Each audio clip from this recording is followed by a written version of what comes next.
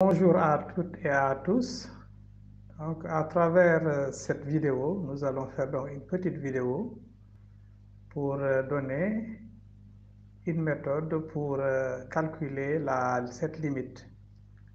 Il s'agit donc de la limite lorsque x tend vers pi sur 3 de sinus 3x sur 1 moins 2 cosinus de x. Donc, c'est l'objet de cette vidéo. Alors, pour cela, pour cette méthode utilisée, on aura besoin des outils mathématiques suivants. Vous savez que pour cet exercice, cela dépend des niveaux. Ici, nous allons traiter ça avec le niveau de la classe de première. Maintenant, ça peut être plus rapide si on utilise d'autres niveaux. Mais ici, c'est le niveau de la classe de première S. Outils mathématiques, donc, utilisés. Ici, on aura besoin de la formule trigonométrique qui dit que sinus de x plus pi égale moins sinus de x. Dans cette méthode, on aura également besoin de la formule qui dit que cosinus de a plus b est égal à cos a cos b moins sinus a sinus b. On aura également besoin de la formule qui dit que cos 2a est égal à 1 moins 2 sinus carré a. On va utiliser également la formule sinus 2a est égal à 2 sinus a cos a. Et enfin, nous allons utiliser donc la formule vue en classe de première, que la limite lorsque u tend vers 0, de sinus de u sur u est égal à 1. Bien, donc une fois les outils mathématiques présentés, voilà, on y va. Donc, il s'agit donc de calculer cette limite. Limite quand x tend vers pi sur 3, de sinus de 3x sur 1 moins 2 cosinus x. Vous voyez bien que si on remplace x par pi sur 3, en haut on aura sinus de pi c'est 0, et en bas on aura 1 moins 2 cosinus de pi sur 3. Mais cosinus de pi sur 3 c'est 1/2, donc on aura 1 moins 1 qui donne 0. Vous voyez bien que c'est une forme indéterminée. Maintenant, pour lever l'indétermination, nous allons procéder ainsi. On va poser, donc on pose donc t est égal à x moins pi sur 3. Alors, ceci implique donc que x égale t plus pi sur 3. Et donc, si x tend vers pi sur 3, alors le t tend vers 0. Donc, on ramène tout à 0. Parce qu'on a beaucoup plus de formules en 0 dans le cours qu'en pi sur 3, n'est-ce pas? Qui est une valeur, comment dirais-je, particulière. Donc, les formules vues dans le cours, c'est avec t tendant vers 0. Alors, maintenant, sinus de 3x, donc, qu'est-ce que cela va donner? Là aussi, pour faire ce genre d'exercice, n'est-ce pas, on va faire des transformations sur le numérateur, ensuite sur le dénominateur. N'est-ce pas? Ça va plus vite que d'utiliser tout le temps la fraction. Donc, on va transformer donc le numérateur. Donc, sinus de 3x, nous allons remplacer x par sa valeur. Donc, ça donne sinus de 3 facteurs de t plus pi sur 3. Ce qui nous donne donc sinus de 3t plus pi. Mais là, on va utiliser donc l'outil sinus de x plus pi est égal à moins sinus de x. Et là, ça va nous donner donc moins sinus de 3t. Bien, maintenant, pour 1 moins cosinus de 2x. Donc, nous allons remplacer x par sa valeur. Ça donne 1 moins 2 cosinus de t plus pi sur 3. Bien, mais là, nous allons utiliser donc l'outil qui nous dit que cosinus de A plus B est égal à cos A cos B moins sinus A sinus B. Donc ici, nous allons l'appliquer à cosinus de T plus pi sur 3. Donc notre A, c'est le T et notre B, c'est pi sur 3. Donc ça va donner 1 moins 2 parenthèses et on développe à l'intérieur. Ça nous donne donc cos T cos pi sur 3 moins sinus t sinus pi sur 3. Maintenant, nous savons que cosinus de pi sur 3, c'est 1 demi. Donc, ça va donner 1 moins 2 facteur de 1 demi fois cosinus de t. Mais on sait aussi que sinus de pi sur 3, c'est racine de 3 sur 2. Donc, moins racine de 3 sur 2 sinus de t. Et ça donne en développant 1 moins, donc là, en développant, là, en enlevant donc les parenthèses, donc ça va donner 1 moins cosinus t plus 2, plus racine de 3 sinus t.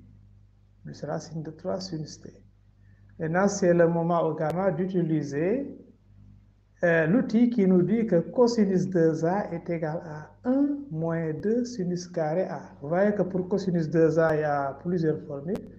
On peut avoir aussi cosinus 2a est égal à 2 cos carré a moins 1, ou bien cosinus carré a est égal à cos carré a moins sinus carré a. Mais ici, ce dont on a besoin, on veut éliminer le 1. Le 1 que vous voyez ici.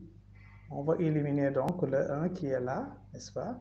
Donc, c'est pourquoi on choisit la formule 1 moins 2 sinus carré a.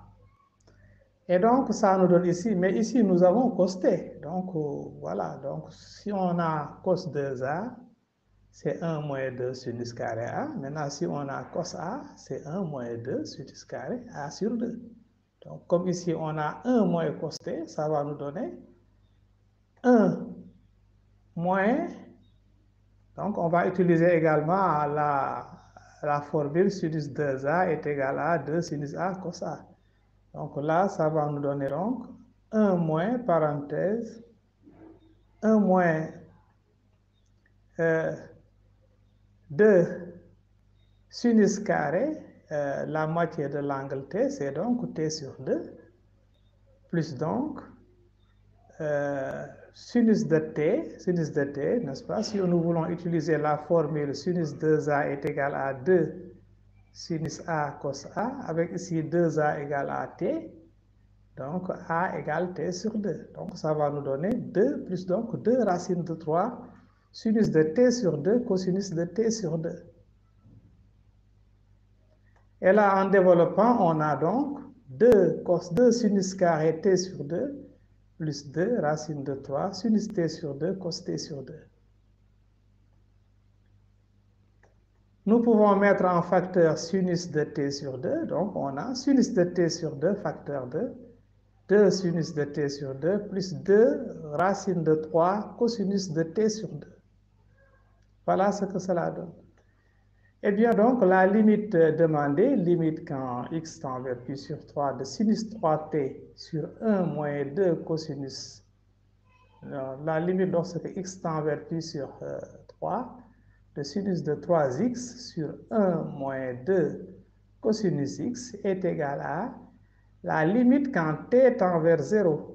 Le numérateur, on avait transformé, ça donne tout simplement moins sinus de 3t sur sinus de t sur 2, facteur de 2 sinus de t sur 2 plus 2 racine de 3 cosinus de t sur 2.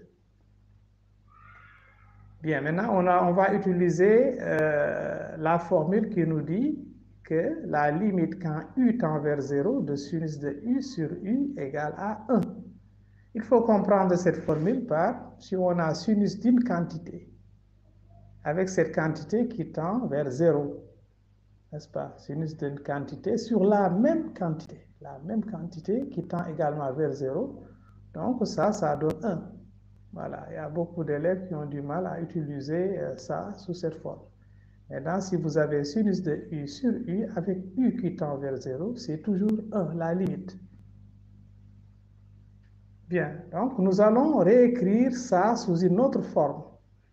Nous, on a sinus de 3t, donc on va l'écrire, c'est égal à limite, voilà, de sinus de 3t, et on divise par 3t. Donc on a ce qui est en rouge là, c'est ce que j'ai ajouté.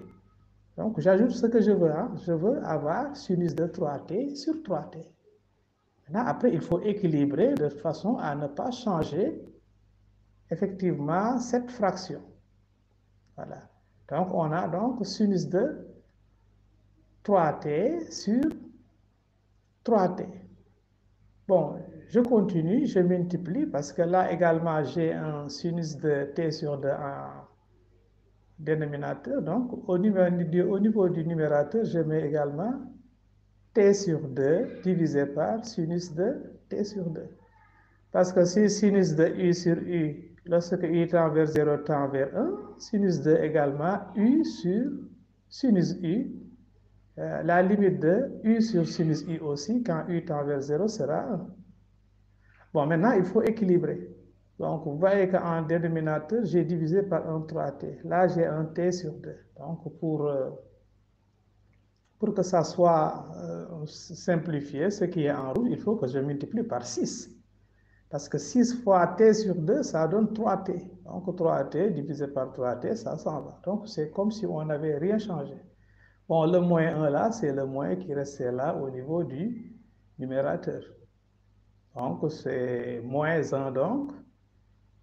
Divisé par la parenthèse, on n'y touche pas. 2 sinus de t sur 2 plus 2 racines de 3 cosinus de t sur 2. Parce que je sais que cette parenthèse-là ne va pas donc poser de problème. Voilà, parce que ça ne tend pas vers 0. Quand t tend vers 0. Bien, maintenant, c'est le moment d'utiliser cette formule-là. La formule, vous voyez que lorsque t tend vers 0, sinus de 3t sur 3t va tendre vers 1. Parce que notre u, dans ce cas, c'est 3t. Vous voyez qu'on a le même u. 3t sur 3t. Sinus de 3t sur 3t. Donc là, ça va tendre vers 1. C'est le premier 1 là que j'ai mis entre parenthèses. L'autre également, t sur 2 sur sinus de t sur 2. Vous voyez que c'est la même quantité t sur 2. Donc notre u sera t sur 2 sur sinus de t sur 2. Là également, ça tend vers 1. Voilà, parce que son inverse tend vers 1 dans le cours. Donc ça également, ça tend vers 1. Et maintenant, pour les autres, on n'a qu'à remplacer. Au niveau du numérateur, c'est moins 1 fois 6. Et au niveau du dénominateur, vous remplacez le t par 0. Puisque t tend vers 0. Donc, on a 2 sinus de 0 plus 2 racines de 3 cosinus de 0. Alors là, donc, la raison, c'est que, donc, car la limite de, il faut bien dire ça, donc, dans la démonstration, car la limite, quand t tend vers 0, de sinus de 3t sur 3t égale à 1, et la limite, quand t tend vers 0, de t sur 2 sur sinus de t sur 2 est égale aussi à 1. Donc, finalement, la limite recherchée, c'est égal à moins 6 sur, vous voyez bien que sinus de 0, c'est 0, et cosinus de 0, c'est 1. Donc, ça donne moins 6 sur 2 racines de 3. Et là, on simplifie, donc ça donne donc moins 3 sur racine de 3. Et moins 3 sur racine de 3, c'est bien moins racine de 3. Ainsi donc, finalement, la limite quand x, il faut donc conclure, quand x tend vers pi sur 3, le sinus de 3x sur 1 moins 2 cosinus de x est égal à moins racine de 3. Donc voilà, donc c'est la fin donc, de cette vidéo, cette méthode-là présentée. Voilà, niveau classe de première S. Voilà, merci de l'avoir suivi et à la prochaine pour une autre vidéo, Inch'Allah.